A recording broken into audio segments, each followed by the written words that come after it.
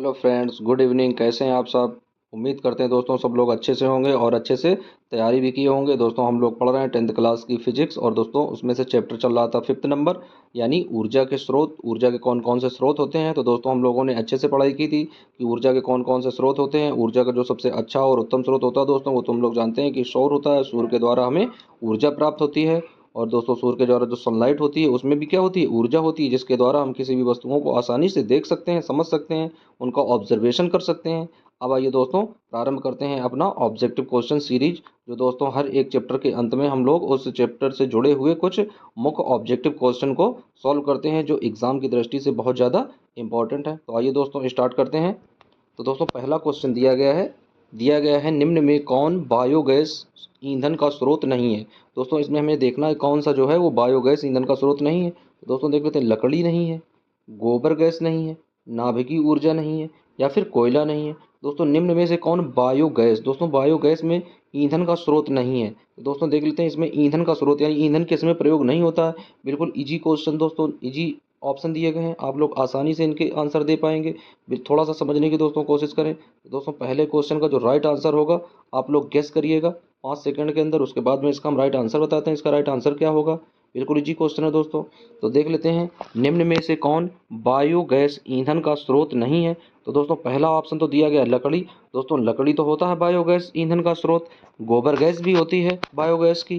दोस्तों यहाँ पर कोयला भी होता है, लेकिन इसका जो राइट आंसर हो जाएगा वो हो जाएगा नाभिकीय ऊर्जा, क्योंकि दोस्तों इसमें नाभिक यानी इसमें परमाणु की बात होती है और इसमें कोई बायोगैस जैसी बात नहीं होती है। तो पहले क्वेश्चन का जो दोस्तों जो राइट ऑप्शन हो जाएगा वो हो जाएगा सी नंबर। अब आइए चलते हैं दूसरे क्वेश्चन की ओर। दोस्तों दूसरा क्वेश्चन दिया गया ग्लोबल वार्मिंग के लिए कौन सी गैस उत्तरदायी होती है। दोस्तों ग्लोबल वार्मिंग क्या होती है, यानी हम लोग जानते हैं कि जो हमारी ये पृथ्वी बनी है, पृथ्वी के बाहर चारों तरफ क्या होती है, एक ओजोन लेयर होती है, एक ओजोन परत होती है, जो सूर्य से आने वाली पराबैंगनी किरणों से हमारी रक्षा करती है। दोस्तों यदि ये ओजोन लेयर नहीं होती तो सूर्य से जो पराबैंगनी किरणें आती हैं वो यदि किसी भी मनुष्य के किसी भी पार्ट पर, शरीर के पार्ट पर पड़ जाती हैं तो उससे त्वचा कैंसर हो जाता है, हम लोग जानते हैं।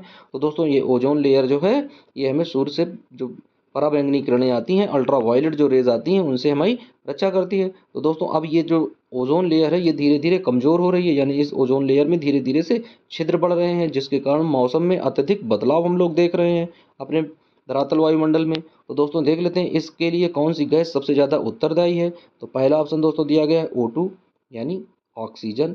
दूसरा दोस्तों दिया गया है NH3 अमोनिया। तीसरा दोस्तों दिया गया है CO2 यानी कार्बन डाइऑक्साइड। उसके बाद दोस्तों दिया गया है N2 यानी नाइट्रोजन।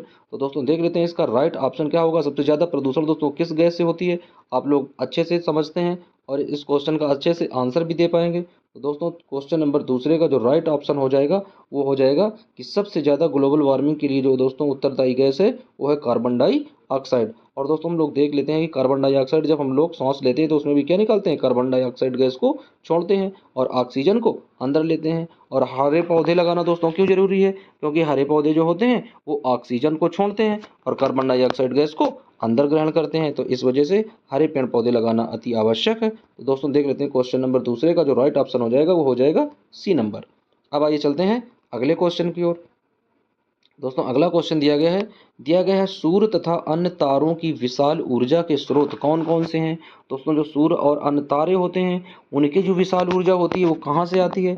तो पहला ऑप्शन दोस्तों दिया गया नाभिकीय संलयन। दोस्तों नाभिकीय संलयन का मतलब होता है कि जो छोटे छोटे नाभिक होते हैं वो मिलकर कोई एक बड़ा नाभिक बनाते हैं। दोस्तों अगला ऑप्शन दिया गया नाभिकीय विखंडन। दोस्तों इसमें क्या होता है कि एक बड़ा नाभिक होता है और उसका क्या होता है, एक जब न्यूट्रॉन से बमबारी कराते हैं तो उसका जो नाभिक है वो कई भागों में छीण हो जाता है, टूट जाता है। इससे बहुत सारी ऊर्जा भी उत्पन्न होती है। तो ये टूटने के लिए कार्य करता है, यानी विखंडन लिखा यानी यहाँ पर टूटना होता है, ये संलयन लिखा यानी कि जुड़ना होता है। उसके बाद दोस्तों दिया गया है दोनों। उसके बाद दिया गया है इनमें से कोई नहीं। तो दोस्तों तीसरे क्वेश्चन का जो राइट आंसर आप लोगों को समझ में आ रहा है उस आंसर को आप लोग जल्दी से या तो कमेंट बॉक्स में हमें कमेंट करके बताएं या फिर आप अपने नोटबुक में लिखते रहिए। तो आइए दोस्तों देख लेते हैं तीसरे क्वेश्चन का जो राइट आंसर हो जाएगा सूर्य तथा अन्य तारों की विशाल ऊर्जा के दोस्तों जो स्रोत हैं वो कौन कौन से हैं, नाभिकीय संलयन के द्वारा, यानी क्वेश्चन नंबर तीसरे का राइट ऑप्शन हो जाएगा ए नंबर। अब आइए चलते हैं अगला क्वेश्चन दोस्तों देख लेते हैं। दोस्तों अगला क्वेश्चन दिया गया है, बिल्कुल इजी क्वेश्चन है। कह रहा है कि नाभिकीय विखंडन को नियंत्रित करने में प्रयुक्त होता है दोस्तों ये क्वेश्चन आप लोगों को बताया भी गया होगा, जो हमने महत्वपूर्ण पॉइंट कुछ लिखवाए थे उनमें से ये चीज़ें दोस्तों थी, बहुत ज़्यादा इंपॉर्टेंट थे सारे पॉइंट। दोस्तों देख लेते हैं कि नाभिकीय विखंडन जब होता है तो उसमें हम नियंत्रित करने के लिए कौन सी छड़ें प्रयोग करते हैं। क्या लोहे की छड़ों को प्रयोग करते हैं, क्या स्टील की छड़ का प्रयोग करते हैं, या कैडमियम की छड़ का प्रयोग करते हैं, या फिर एल्यूमिनियम की छड़ का प्रयोग करते हैं। तो दोस्तों देख लेते हैं क्वेश्चन नंबर चौथे का जो राइट ऑप्शन हो जाएगा वो हो जाएगा सी नंबर, यानी वो कौन सी छड़ें होती हैं दोस्तों, वो कैडमियम धातु की छड़ें होती हैं, कैडमियम की छड़ें होती हैं। तो क्वेश्चन नंबर चौथे का राइट ऑप्शन हो जाएगा सी नंबर। आप देख लेते हैं दोस्तों अगला क्वेश्चन। दोस्तों अगला क्वेश्चन दिया गया है पांचवा, दिया गया किसी नाभिकीय विखंडन में मुक्त ऊर्जा होती है।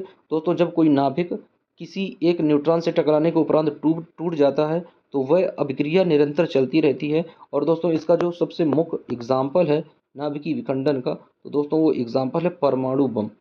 दोस्तों परमाणु बम जब जहाँ पर कहीं पर गिराया जाता है वहाँ पर ऊर्जा अत्यधिक मात्रा में हो जाती है और लगभग वहाँ का जो टेम्परेचर है दोस्तों वो 107 डिग्री सेल्सियस से अधिक हो जाता है।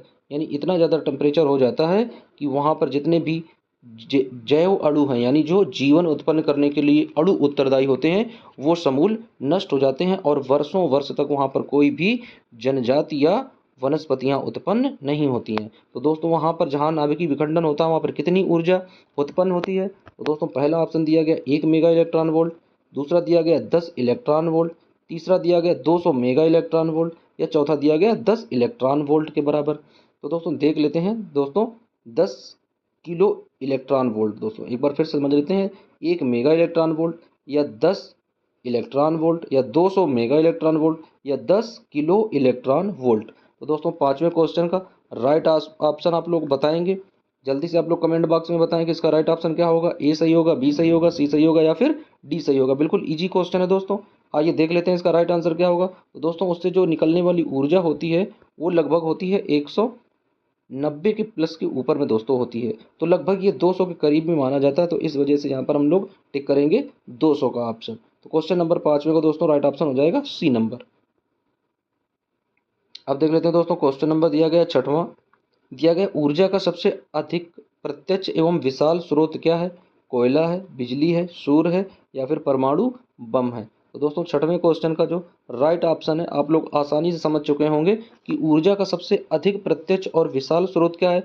हमें सबसे ज़्यादा ऊर्जा कहाँ से प्राप्त होती है, कोयला से प्राप्त होती है, बिजली से प्राप्त होती है, या सूर्य से प्राप्त होती है, या फिर परमाणु बम से प्राप्त होती है। दोस्तों इस क्वेश्चन का आंसर आप लोग कमेंट बॉक्स में बताएंगे, और ये क्वेश्चन दोस्तों जो है ये टारगेट क्वेश्चन है। इस क्वेश्चन का आंसर आप लोग कमेंट बॉक्स में करके बताएंगे कि इस क्वेश्चन का राइट आंसर क्या होगा। अब आइए चलते हैं अगले क्वेश्चन की ओर। दोस्तों अगला क्वेश्चन दिया गया बॉक्सनुमा सौर कुकर में 3 से 4 घंटे के अंदर का ताप कितना हो जाता है। 0 डिग्री सेल्सियस से 100 डिग्री सेल्सियस, 100 डिग्री सेल्सियस से 140 डिग्री सेल्सियस, 140 डिग्री सेल्सियस से 200 डिग्री सेल्सियस, या 200 डिग्री सेल्सियस से 1000 डिग्री सेल्सियस। तो दोस्तों इसका राइट आंसर हम लोग पढ़ चुके हैं, जब दोस्तों लेक्चर पढ़ाए गए थे उन लेक्चर्स को यदि आप लोग अच्छे से देख रहे हैं, समझ रहे हैं और अच्छे से पढ़ रहे हैं तो उनमें इन सब क्वेश्चंस के आंसर छुपे हुए हैं।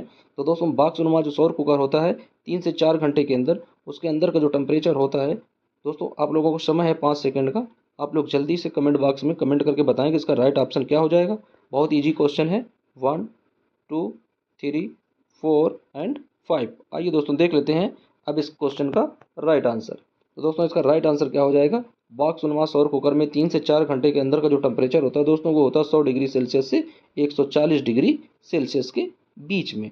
तो दोस्तों क्वेश्चन नंबर 7वें का जो राइट ऑप्शन हो जाएगा वो हो जाएगा बी नंबर। अब आइए चलते हैं अपने अगले क्वेश्चन की ओर। दोस्तों अगला क्वेश्चन जो दिया गया ये जीके का क्वेश्चन है। दोस्तों दिया गया पवनों का देश किसे कहा जाता है, यानी ये क्वेश्चन दोस्तों जो है ये जीके का है, यानी जनरल नॉलेज का है। पवनों का देश किसे कहा जाता है, भारत को कहा जाता है क्या, फिनलैंड को कहा जाता है, डेनमार्क को कहा जाता है, या फिर अमेरिका को कहा जाता है। तो दोस्तों बहुत ही ईजी क्वेश्चन है, जहाँ पर सबसे ज़्यादा क्षेत्र खाली होगा, निर्वात होगा, वहाँ पर क्या होगा, सबसे ज़्यादा पवनें होंगी, वहाँ पर सबसे ज़्यादा वायु होगी, हवा होगी, यानी जहाँ पर सबसे ज़्यादा पेड़ पौधे होंगे। तो दोस्तों यहाँ पर देख लेते हैं पवनों का देश जो है दोस्तों वो कहा जाता है डेनमार्क को। डेनमार्क में सबसे ज़्यादा पेड़ पौधे और मैदानी क्षेत्र पाए जाते हैं। अब आइए बढ़ते हैं अपने अगले क्वेश्चन की ओर। तो दोस्तों क्वेश्चन नंबर दिया गया है 9वां, दिया गया पवन विद्युत जनित्र में पवन की चाल कम से कम कितनी होनी चाहिए। दोस्तों पवन से जब हम लोग पवन ऊर्जा बनाते हैं तो उसमें विद्युत की जो चाल होनी चाहिए दोस्तों वो चाल हमें कम से कम कितने किलोमीटर प्रति घंटे की होनी चाहिए। दोस्तों 15 किलोमीटर प्रति घंटे की होनी चाहिए, 150 किलोमीटर प्रति घंटे की होनी चाहिए, 1.5 किलोमीटर प्रति घंटे की होनी चाहिए, या 1500 किलोमीटर प्रति घंटे की होनी चाहिए। दोस्तों ये तो बहुत ज़्यादा इतना आ जाएगा तो उथल पुथल हो जाएगी, धरती पलट जाएगी। दोस्तों बहुत ज़्यादा इसकी स्पीड हो गई, 150 ही बहुत ज़्यादा स्पीड है, 1500 किलोमीटर प्रति घंटे की जो पवनें चलेंगी तो दोस्तों तबाही तबाही हो जाएगी। तो आइए दोस्तों देख लेते हैं इसका राइट ऑप्शन क्या हो जाएगा। तो दोस्तों 9वें क्वेश्चन का राइट ऑप्शन हो जाएगा, पवन विद्युत जनित्र में पवन की चाल दोस्तों कम से कम होनी चाहिए 15 किलोमीटर पर आवर। तो क्वेश्चन नंबर 9 का राइट ऑप्शन हो जाएगा ए नंबर। चलते हैं दोस्तों अपने अगले क्वेश्चन की ओर। बिल्कुल इजी क्वेश्चन है फ्रेंड्स। दिया गया जीवाश्म ईंधन का उदाहरण क्या है। दिया गया पहला एग्जाम्पल, दिया गया कोयला है या लकड़ी है या गोबर गैस है या फिर इनमें से सभी है। तो बिल्कुल इजी क्वेश्चन है। यानी जीवाश्म ईंधन क्या होता है, तो जीवाश्म ईंधन वो होते हैं जो दोस्तों हमें अपने अगल बगल क्षेत्रों में पाए जाते हैं, यानी जीवाश्म के द्वारा प्राप्त होते हैं। तो दोस्तों क्या होता है, जिनमें अत्यधिक मात्रा में कार्बन उत्सर्जन करते हैं। तो दोस्तों कौन से ये ईंधन होते हैं जहाँ पर सबसे ज़्यादा अधिक कार्बन उत्सर्जन होता है। तो दोस्तों क्या दिया गया जीवाश्म ईंधन में, कोयला, लकड़ी, गोबर गैस या फिर ये सभी। तो दोस्तों हम देख रहे हैं कि जब ये तीनों प्रकार के जब ईंधन को हम लोग जलाते हैं तो इनमें सबसे ज़्यादा अधिक कार्बन का उत्सर्जन होता है। दोस्तों जब कार्बन का अधिक उत्सर्जन होगा तो जीवाश्म यानी सबसे ज़्यादा प्रदूषण फैलेगा। दोस्तों जीवाश्म ईंधन कहलाते हैं। तो अब इसका राइट ऑप्शन क्या हो जाएगा। दोस्तों इसका राइट ऑप्शन तो बन जाएगा कि सबका साथ और सबका विकास। तो दोस्तों 10वें क्वेश्चन का राइट ऑप्शन हो जाएगा डी नंबर। अब आइए चलते हैं अपने अगले क्वेश्चन की ओर फ्रेंड। अगला क्वेश्चन दिया गया है, दिया गया प्राचीन काल में ऊष्मीय ऊर्जा का सबसे अधिक सामान्य स्रोत क्या हुआ करता था। प्राचीन काल की बात कर रहा है, कह रहा प्राचीन काल में ऊष्मीय ऊर्जा का, यानी प्राचीन काल में जब हम लोग ऊष्मीय ऊर्जा यानी ऊष्मा प्राप्त करते थे, यानी कि खाना बनाते थे, खाना बनाने के लिए सबसे अधिक कौन सी चीज़ का प्रयोग करते थे। तो दोस्तों घास का प्रयोग करते थे, लकड़ी का प्रयोग करते थे, पवन का प्रयोग करते थे या बहते हुए जल का प्रयोग करते थे। बिल्कुल दोस्तों ये तो बहुत ज़्यादा इजी ऑप्शन है। हम लोग आज से अपने कम से कम 15 या 20 साल बैक पीरियड में जाएंगे, वहाँ पर इस क्वेश्चन का आंसर समझेंगे। बिल्कुल इजी क्वेश्चन है। यानी ऊष्मीय ऊर्जा यानी खाना बनाने के लिए, खाना दोस्तों किससे बनता है, ऊष्मा से बनता है। तो ऊष्मीय ऊर्जा को उत्पन्न खाए से करते थे। बिल्कुल इजी क्वेश्चन है, समझ रहे होंगे दोस्तों आप लोग कि इसका राइट ऑप्शन क्या हो जाएगा। तो दोस्तों देख लेते हैं क्वेश्चन नंबर 11वें का राइट ऑप्शन क्या हो जाएगा। पहला ऑप्शन दिया गया घास, दूसरा लकड़ी, तीसरा पवन और चौथा दोस्तों दिया गया डी। तो दोस्तों देख लेते हैं सबसे ज़्यादा ऊष्मा पहले ज़माने में कहाँ से हमें प्राप्त होती थी, वो ऑप्शन था दोस्तों लकड़ी। तो क्वेश्चन नंबर 11वें का राइट ऑप्शन हो जाएगा बी नंबर। अब आइए चलते हैं दोस्तों अगले क्वेश्चन की ओर। दोस्तों अगला क्वेश्चन दिया गया है, कार्य करने की क्षमता को क्या कहते हैं। दोस्तों जो कार्य करना होता है, कार्य होता है, कार्य करने की क्षमता क्या कहलाती है। तो दोस्तों कार्य करने की क्षमता क्या बल कहलाती है, क्या शक्ति कहलाती है, या फिर ऊर्जा कहलाती है, या फिर ईंधन कहलाती है। तो दोस्तों कार्य करने की जो क्षमता होती है दोस्तों, जितनी जिसके पास ऊर्जा होगी उतना हिसाब से वो काम कर पाएगा। तो क्वेश्चन नंबर 12वें का राइट ऑप्शन हो जाएगा सी नंबर। अब देख लेते हैं दोस्तों अगला क्वेश्चन। अगला क्वेश्चन दिया गया गोबर गैस एक प्रकार की है, प्राकृतिक गैस, बायोगैस, लकड़ी या फिर चूल्हा। दोस्तों इस क्वेश्चन का राइट आंसर आप लोग देना चाहेंगे कमेंट बॉक्स में। बिल्कुल इजी क्वेश्चन है। गोबर गैस से दोस्तों क्या बनती है, बिल्कुल इजी क्वेश्चन है, आप लोग कमेंट बॉक्स में करेंगे। 13वें क्वेश्चन का ऑप्शन बताएंगे कि 13वें क्वेश्चन का राइट ऑप्शन क्या होगा। अब आइए बढ़ते हैं दोस्तों अपने अगले क्वेश्चन की ओर।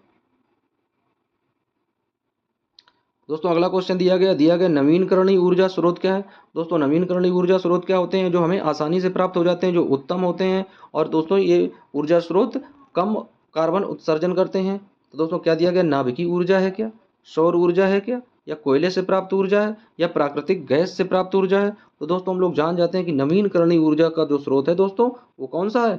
बिल्कुल सही पहचाने सभी बच्चे, सौर ऊर्जा। तो क्वेश्चन नंबर 14वें का राइट ऑप्शन हो जाएगा बी नंबर। अब दोस्तों देख लेते हैं क्वेश्चन नंबर 15वां। दोस्तों 15वां क्वेश्चन दिया गया, कह रहा जैव गैस एक उत्तम ईंधन है क्योंकि इसमें मीथेन गैस पाई जाती है। दोस्तों जैव गैस में एक उत्तम ईंधन तो है, लेकिन इसमें मीथेन गैस कितने प्रतिशत पाई जाती है। क्या वह 50% पाई जाती है, या 60% पाई जाती है, या 70%, या फिर 75%। तो आइए दोस्तों देख लेते हैं क्वेश्चन नंबर 15वें का राइट ऑप्शन क्या हो जाएगा। तो दोस्तों जो जैव गैस है वो लगभग 70 से अधिक पाई जाती है। यानी जब 70 से अधिक पाई जाएगी दोस्तों तो उसका ऑप्शन क्या हो जाएगा, 75%। तो कितने परसेंट पाई जाती है, 75%। दोस्तों हो सकता है आप लोगों को जो वहाँ पर फैक्ट पॉइंट में लिखाया गया हो 70%, तो दोस्तों उससे एबव पाई जाती है, यानी 70% से ज़्यादा पाई जाती है। यदि यहाँ पर 75 ऑप्शन नहीं दिया होता तो हम लोग 70 में क्लिक कर देते, लेकिन जब यहाँ पर 70 से ज़्यादा पाई जाती है तो 75 दिया गया, तो यहाँ पर हम लोग 75 पर क्लिक करेंगे। तो क्वेश्चन नंबर 15वें का जो राइट ऑप्शन हो जाएगा वो हो जाएगा दोस्तों डी ऑप्शन इज राइट। अब देख लेते हैं क्वेश्चन नंबर 16वां। तो दोस्तों 16वां क्वेश्चन दिया गया, कह रहा अनवीनकरणीय ऊर्जा का स्रोत कौन कौन सा है। जीवाश्मी ईंधन है, सौर ऊर्जा है, पवन ऊर्जा है या फिर विद्युत ऊर्जा है? तो दोस्तों बिल्कुल इजी क्वेश्चन है भाई। अनवीनकरणीय ऊर्जा क्या होते हैं? जो हमारे आसपास होते हैं, जैसे लकड़ी हुआ, कंडा हुआ या कोयला हुआ, इस तरीके की चीजें जो होती है वो अनवीनकरणीय ऊर्जा के स्रोत में आते हैं, जो अत्यधिक मात्रा में क्या करते हैं? कार्बन उत्सर्जन करते हैं। तो दोस्तों यहाँ पर जीवाश्म ईंधन ये अनवीनकरणीय ऊर्जा का स्रोत है। तो क्वेश्चन नंबर 16 का राइट ऑप्शन हो जाएगा ए नंबर। अब चलते हैं अपने अगले क्वेश्चन की ओर फ्रेंड्स। तो अगला क्वेश्चन दिया गया सौर ऊर्जा को विद्युत ऊर्जा में परिवर्तित करती है। भाई सौर ऊर्जा को विद्युत ऊर्जा में कौन बदल देता है? सौर ऊष्मक बदलता है क्या? सौर कुकर बदलता है क्या? दोस्तों सौर कुकर से तुम लोग जानते हैं क्या बनता है? खाना बनता है।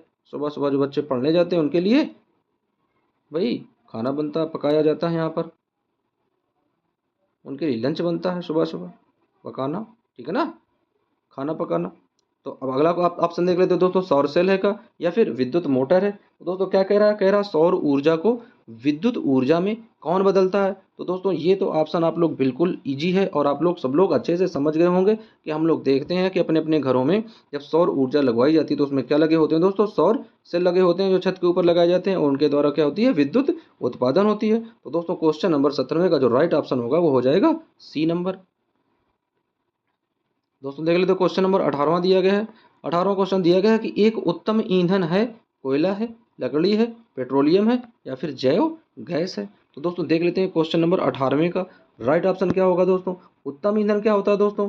जो नवीनकरणीय होता है। तो नवीनकरणीय इसमें कौन सा है दोस्तों? कोयला अनवीनकरणीय, लकड़ी अनवीनकरणीय, पेट्रोलियम अनवीनकरणीय। यहाँ पर बचता क्या है दोस्तों? जैव गैस। तो इसका मतलब क्वेश्चन नंबर 18वें का जो राइट ऑप्शन हो जाएगा वो हो जाएगा डी नंबर, यानी जैव गैस।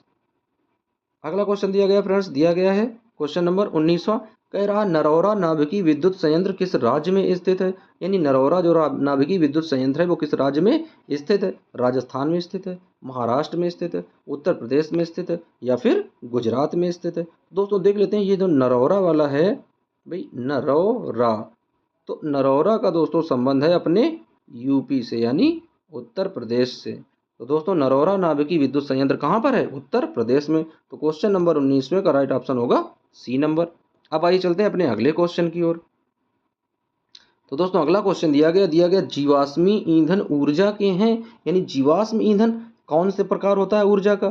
क्या नवीनकरणीय होता है या अनवीनकरणीय होता है या वैकल्पिक होता है या फिर इनमें से कोई नहीं? दोस्तों ये क्वेश्चन तो आप लोग कमेंट बॉक्स में ही कर बताएंगे, क्योंकि ये क्वेश्चन बहुत बार अभी बताया जा चुका है। जब से हम लोग ये ऑब्जेक्टिव क्वेश्चन कर रहे हैं, 20वें क्वेश्चन है, 20 में से 2-3 बार ये चीज आ चुकी है कि नवीनकरणीय और अनवीनकरणीय ऊर्जा स्रोत क्या होते हैं। तो जीवाश्म ईंधन किस कैटेगरी में आते हैं? नवीनकरणीय या अनवीनकरणीय? तो इस क्वेश्चन का आप लोग आंसर देंगे कमेंट बॉक्स में 20वें क्वेश्चन का। आइए बढ़ते हैं अपने अगले क्वेश्चन की ओर। दोस्तों अगला क्वेश्चन कह रहा सरदार सरोवर बांध किस नदी पर बनाया गया? दोस्तों बांध क्यों बनाए जाते हैं? दोस्तों बांध बनाए जाते हैं बिजली उत्पादन के लिए। किसके लिए? बिजली उत्पादन के लिए। बिजली से क्या होता है दोस्तों? हम इस समय गर्मी में क्या होता है, घरों में पंखे चलते हैं, कूलर चलते हैं, तो इस समय क्या करते हैं दोस्तों, बहुत ज़्यादा बिजली की खपत होती है। तो ये बिजली की खपत को पूरी करने के लिए दोस्तों क्या होता है, नदियों में बांध बनाए जाते हैं, वहाँ पर मशीनें लगाई जाती हैं और टरबाइन मशीन के द्वारा विद्युत का उत्पादन होता है। तो दोस्तों कह रहा है कि सरदार सरोवर बांध किस नदी पर बना है? गंगा नदी पर, सतलज नदी पर, नर्मदा नदी पर या फिर तापी नदी पर? तो दोस्तों क्वेश्चन नंबर 21वें का जो राइट ऑप्शन हो जाएगा दोस्तों वो होगा नर्मदा नदी। क्वेश्चन नंबर 21वें का राइट ऑप्शन क्या होगा दोस्तों? नर्मदा नदी, यानी सरदार सरोवर बांध किस नदी पर है? वो है दोस्तों नर्मदा नदी पर। आइए चलते हैं अपने अगले क्वेश्चन की ओर। दोस्तों अगला क्वेश्चन दिया गया बिल्कुल इजी क्वेश्चन है। कह रहा टिहरी बांध किस नदी पर बना है? यानी टिहरी बांध गंगा नदी पर है क्या, सतलज पर है, यमुना पर है या फिर नर्मदा पर है? तो क्वेश्चन नंबर 22वें को दोस्तों देख लेते हैं।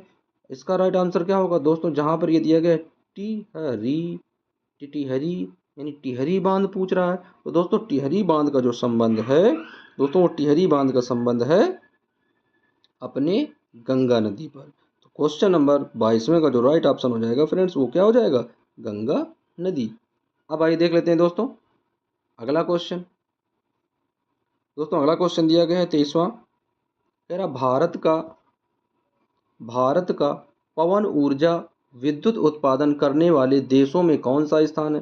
दोस्तों भारत जो है वो विद्युत यानी हवा के द्वारा विद्युत उत्पादन करने में किस स्थान पर आता है, यानी विश्व में किस स्थान पर आता है? तो दोस्तों दूसरे स्थान पर आता है, तीसरे स्थान पर आता है, चौथे स्थान पर आता है या फिर पांचवें स्थान पर आता है।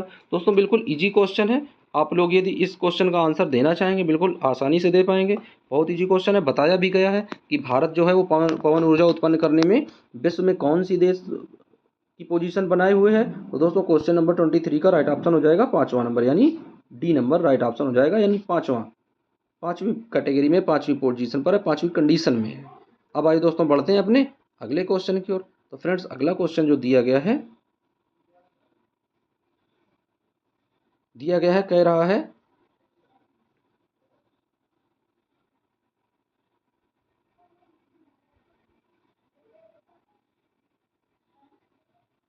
रहा है सौर सेल बनाने के लिए किसका उपयोग किया जाता है।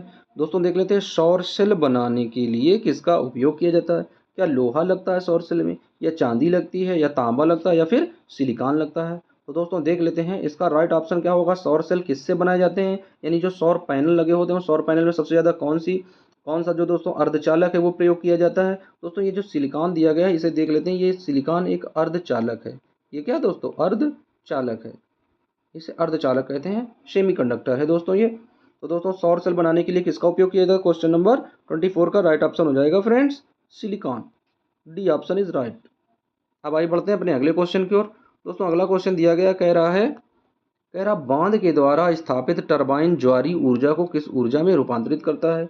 पवन ऊर्जा में, विद्युत ऊर्जा में, स्थितिज ऊर्जा में, या दिष्ट धारा में। दोस्तों कितना इजी क्वेश्चन पूछ दिया है पूछने वाले ने कि भाई टरबाइन जो है वो ज्वारी ऊर्जा को किस ऊर्जा में उत्पन्न करता है। ज्वारी इन दोस्तों ये ज्वार भाटा जो होते हैं दोस्तों समुद्र में होते हैं, तो ये ज्वारी ऊर्जा को किस ऊर्जा में बदलते हैं। अब भाई हमने बताया दोस्तों कि नदियों में बांध बनाए जाते हैं, किसके लिए बनाए जाते हैं, यानी उससे क्या होता है, विद्युत उत्पादन होता है, विद्युत उत्पादन करने के लिए बनाए जाते हैं। तो जाहिर सी बात है दोस्तों क्वेश्चन नंबर 25 का भी राइट आंसर क्या हो जाएगा, विद्युत ऊर्जा के लिए।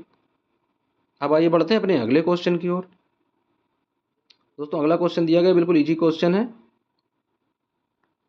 कह रहा ओटेक विद्युत संयंत्र केवल तभी प्रचालित होते हैं जब महासागर के पृष्ठक पर जल का ताप तथा 2 किलोमीटर तक की गहराई पर जल के ताप में अंतर हो, यानी उसके पृष्ठ का ताप और 2 किलोमीटर अंदर की गहराई के जो ताप में अंतर होगा, ओटक जो विद्युत संयंत्र होते हैं तभी स्टार्ट किए जाते हैं। जब उनका टेम्परेचर दोस्तों कितना होता है, तो दोस्तों देख लेते हैं, जब उनका टेम्परेचर होगा 10 degree Celsius, 15 degree Celsius, 20 degree Celsius या फिर 25 डिग्री सेल्सियस। तो दोस्तों इस क्वेश्चन का जल्दी से आप लोग कमेंट बॉक्स में कमेंट करके इसका आंसर बताएं कि इसका राइट आंसर क्या हो जाएगा। बहुत ही ज़्यादा इजी क्वेश्चन है, 5 सेकंड का समय है दोस्तों आप लोगों के पास।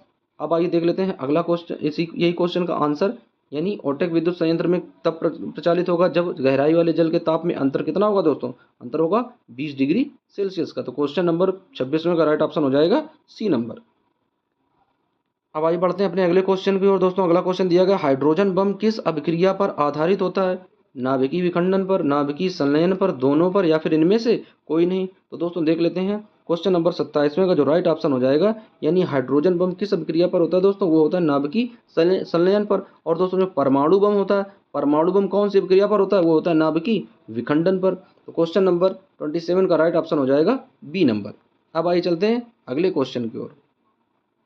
दोस्तों अगला क्वेश्चन दिया गया कह रहा तारापुर नाभिकीय विद्युत संयंत्र किस राज्य में है, यानी तारापुर नाभिकीय संयंत्र जो है वो किस राज्य में स्थित है। क्या महाराष्ट्र में है, या राजस्थान में है, या फिर तमिलनाडु में है, या फिर कहीं गुजरात में तो नहीं है।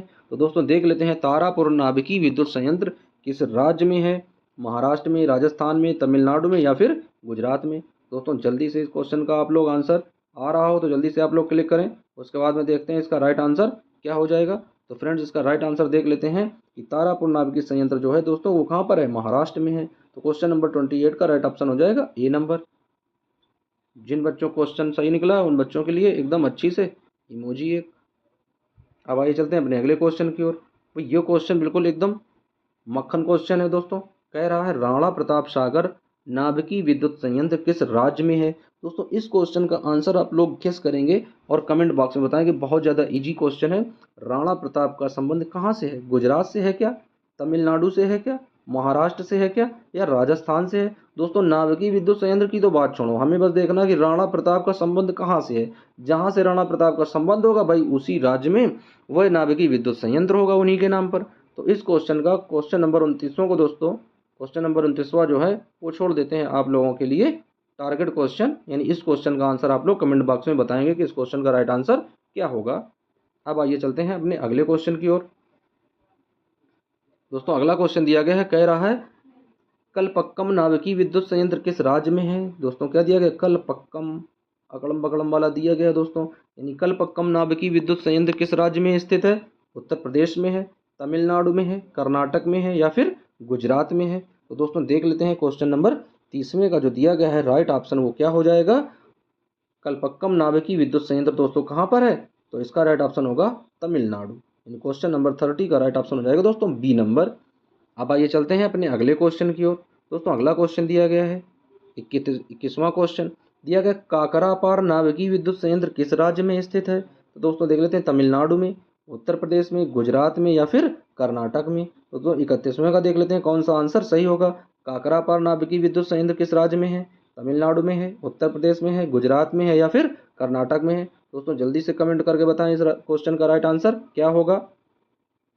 आइए दोस्तों देख लेते हैं, काकरापार नाभिकीय विद्युत संयंत्र कहाँ पर है दोस्तों, तो काकरापार नाभिकीय विद्युत संयंत्र है दोस्तों गुजरात में। तो क्वेश्चन नंबर 31 का राइट ऑप्शन हो जाएगा सी नंबर।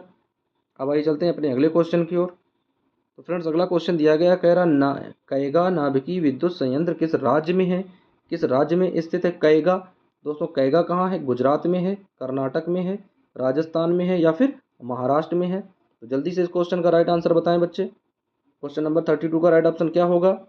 कैगा नाभिकीय विद्युत संयंत्र कहाँ पे है, आप लोगों को पढ़ाया भी गया है। तो दोस्तों कैगा नाभिकीय विद्युत संयंत्र जो है दोस्तों वो कहाँ पर है, वो है कर्नाटक में। तो क्वेश्चन नंबर 31 का राइट ऑप्शन हो जाएगा दोस्तों बी नंबर। अब आइए चलते हैं अपने अगले क्वेश्चन की ओर। अब आइए दोस्तों देख लेते हैं क्वेश्चन नंबर 33 कह रहा है पेट्रोल किस प्रकार का ऊर्जा स्रोत है। नवीनकरणीय ऊर्जा स्रोत है, अनवीनकरणीय ऊर्जा स्रोत है, जीवाश्म ऊर्जा स्रोत है या फिर उत्तम ऊर्जा का स्रोत है। तो दोस्तों देख लेते हैं भाई कि पेट्रोल किस प्रकार की ऊर्जा का स्रोत है। बहुत ही इजी क्वेश्चन है दोस्तों, इस क्वेश्चन का आंसर आप लोग सभी जानते हैं, बताया भी गया है बहुत बार। तो पेट्रोल दोस्तों किस प्रकार की ऊर्जा का स्रोत है, तो दोस्तों पेट्रोल जो है वो अनवीनकरणीय ऊर्जा स्रोत है। तो क्वेश्चन नंबर 33 का राइट ऑप्शन हो जाएगा दोस्तों बी नंबर। अब आइए चलते हैं अगले क्वेश्चन की ओर। दोस्तों अगला क्वेश्चन दिया गया, कह रहा ऊर्जा का सबसे बड़ा स्रोत क्या है, यानी ऊर्जा का सबसे बड़ा स्रोत दोस्तों क्या है। क्या पेट्रोल है ऊर्जा का सबसे बड़ा स्रोत, या डीजल है, या सूर्य है या फिर बिजली है। तो दोस्तों देख लेते हैं ऊर्जा का सबसे बड़ा स्रोत क्या है, पेट्रोल है, डीजल है, सूर्य है या फिर बिजली है। दोस्तों 5 सेकंड का समय है इस क्वेश्चन का राइट आंसर देने के लिए। और जो बच्चे बिजली ऑप्शन दे रहे हैं ना वो बिल्कुल ऑप्शन गलत है, समझ लो एक बात एकदम से, बिजली इसका ऑप्शन सही नहीं होगा। ऊर्जा का सबसे बड़ा दोस्तों जो स्रोत है वो क्या होता है, वो होता है सूर्य। तो क्वेश्चन नंबर 34 का राइट ऑप्शन हो जाएगा सी नंबर। अब दोस्तों देख लेते हैं, पूछ रहा है क्वेश्चन नंबर 35 में, कह रहा पेट्रोल कैसे बना है। तो दोस्तों पेट्रोल कैसे बना है, क्या पेट्रोल मशीन से बना है, या समुद्र से बना है, या रूस में बना है, या फिर भौगोलिक उथल पुथल से बना है। दोस्तों आप लोगों के पास 10 सेकंड का समय है, 10 सेकंड के अंदर आप लोग बताएंगे कमेंट करके, या आप लोग टिक करके बताएंगे कि इसका राइट आंसर क्या होगा। फिर उसके बाद में इसका राइट आंसर हम बताएंगे। तो दोस्तों पेट्रोल कैसे बना है, मशीन से, समुद्र से, रूस से या फिर भौगोलिक उथल पुथल से। कई बच्चे जो हैं वो समुद्र सोच रहे होंगे कि समुद्र से। दोस्तों समुद्र में पेट्रोल नहीं, पानी होता है, वो भी खारा, और उससे नमक बनाया जाता है, पेट्रोल नहीं बनाया जाता है। तो दोस्तों देख लेते हैं इसका राइट ऑप्शन क्या हो जाएगा। तो दोस्तों पेट्रोल जो है ये दोस्तों कहाँ बना है, ये बना है भौगोलिक उथल पुथल से। दोस्तों बात क्या है, यानी करोड़ों वर्ष पहले जब भौगोलिक उथल पुथल हुई, यानी पृथ्वी की जो वनस्पतियाँ, मनुष्य, मानव जाति और जो पेड़ पौधे, जीव जंतु थे, वो जब भौगोलिक उथल पुथल में जमीन के नीचे दब गए और वो जीवाश्म बनकर कच्चे तेल के रूप में प्राप्त होते हैं, जिनसे हम लोग क्या करते हैं, शोधन करके मशीन के द्वारा पेट्रोल बनाते हैं। तो इसका राइट ऑप्शन क्या हो जाएगा, भौगोलिक उथल पुथल से पेट्रोल की उत्पत्ति हुई है। दोस्तों पेट्रोल को क्या बोलते हैं, इसे लिक्विड गोल्ड बोलते हैं। क्या इसे बोलते हैं दोस्तों, लिक्विड गोल्ड बोलते हैं। यानी इसे क्या कहते हैं, इसे कहते हैं द्रव सोना। कौन सा सोना दोस्तों, द्रव सोना, या पीला सोना भी इसी को कहते हैं, पेट्रोल को ही पीला सोना बोलते हैं। तो क्वेश्चन नंबर 35 का राइट ऑप्शन हो जाएगा डी नंबर। अब आइए चलते हैं अगला क्वेश्चन देख लेते हैं, 36वां क्वेश्चन। तो 36वां क्वेश्चन दिया गया, कह रहा विद्युत सेल एक युक्ति है। विद्युत सेल क्या करती है, विद्युत ऊर्जा को रासायनिक ऊर्जा में बदलती है, या रासायनिक ऊर्जा को विद्युत ऊर्जा में बदलती है, या चुंबकीय प्रेरण है, या ऑरेस्टेड ने इसका निर्माण किया है। तो दोस्तों देख लेते हैं क्वेश्चन नंबर 36 का राइट ऑप्शन क्या हो जाएगा। यानी विद्युत सेल क्या है, वह एक रासायनिक ऊर्जा को विद्युत ऊर्जा में परिवर्तित करने की एक युक्ति है। तो क्वेश्चन नंबर 36 का राइट ऑप्शन हो जाएगा बी नंबर। अगला क्वेश्चन देख लेते हैं दोस्तों। दिया गया गोबर गैस संयंत्र में कौन सी गैस निकलती है। तो दोस्तों गोबर गैस संयंत्र में कौन सी गैस निकलती है। ऑक्सीजन निकलती है, नाइट्रोजन निकलती है, मीथेन निकलती है, या फिर नाइट्रस ऑक्साइड निकलती है। दोस्तों जल्दी से इस क्वेश्चन का राइट आंसर कमेंट बॉक्स में करें या आप लोग अपनी नोटबुक में नोट करें। गोबर गैस संयंत्र में कौन सी गैस निकलती है। तो दोस्तों गोबर गैस संयंत्र में जो गैस निकलती है वह होती है मीथेन गैस। तो क्वेश्चन नंबर 37 का राइट ऑप्शन हो जाएगा सी नंबर। अगला क्वेश्चन दोस्तों दिया गया है 38वां। दिया गया है बिजली कहाँ बनाई जाती है। दोस्तों बिल्कुल इजी क्वेश्चन है। नदियों में बांध बनाकर बनाई जाती है, या पावर हाउस में ट्रांसफार्मर लगाकर बनाई जाती है, या रूरा के पावर हाउस में बनाई जाती है, या पनकी कानपुर के पावर हाउस में बनाई जाती है। बहुत इजी क्वेश्चन है, बहुत सारे ऑप्शन आप लोगों के करीब और नज़दीक के दिए गए हैं। आप लोग जल्दी से समझ पाएंगे कि बिजली बनाई कहाँ जाती है और बिजली कहाँ से आती है। तो जल्दी से 10 सेकंड का समय दिया गया है। आप लोग 10 सेकंड के अंदर इस क्वेश्चन का राइट ऑप्शन समझ लें और उसके बाद में बताएं कि इस क्वेश्चन का राइट आंसर है क्या। ए ऑप्शन दिया गया है नदियों में बांध बनाकर बिजली बनाई जाती है। बी दिया गया पावर हाउस में ट्रांसफार्मर लगाकर। डी ऑप्शन दिया गया रूरा पावर हाउस में। या डी ऑप्शन दिया गया है पनकी कानपुर में। तो दोस्तों अब आइए देख लेते हैं इसका राइट आंसर जानने का समय आ गया है, या आप लोग इस क्वेश्चन का राइट आंसर खुद जानेंगे कि बिजली कहाँ बनाई जाती है। तो दोस्तों आइए चलो हम ही बता देते हैं बिजली बच्चों कहाँ बनाई जाती है। तो बिजली बनाई जाती है नदियों में बांध बनाकर। अभी दोस्तों इतने सारे बांध, हीरा सागर बांध, कहीं कोई बांध, कहीं हीरा कुंड बांध, कहीं कुछ, सब पढ़ते हैं दोस्तों। किस लिए बनाए गए थे। सभी में क्या होता है, बिजली उत्पादन होती है, विद्युत का उत्पादन होता है। तो क्वेश्चन नंबर 38 का राइट ऑप्शन हो जाएगा ए नंबर, नदियों में बांध बनाकर। बाद बाकी दोस्तों ये भ्रमित करने के लिए सारे ऑप्शन दिए जाते हैं, ऐसा ना कोई लगा दो कि रूरा पावर हाउस से अपने यहाँ गाँव में लाइट आती है। अब आइए दोस्तों देख लेते हैं अगला क्वेश्चन। फ्रेंड्स अगला क्वेश्चन दिया गया, कह रहा पवन ऊर्जा उत्पन्न करने के लिए आवश्यक है। पवन ऊर्जा उत्पन्न करने की क्या चीज़ें आवश्यक है। ऊंचे ऊंचे भवनों की, ऊंचे ऊंचे भवन होने चाहिए पवन ऊर्जा उत्पन्न करने के लिए, या बड़ी बड़ी ग्रिडें होनी चाहिए, या खुले और प्राकृतिक वातावरण होने चाहिए, या फिर नदियों की आवश्यकता होती है पवन ऊर्जा उत्पन्न करने के लिए। दोस्तों आइए देख लेते हैं इस क्वेश्चन का राइट आंसर क्या होगा। आप लोगों के पास समय है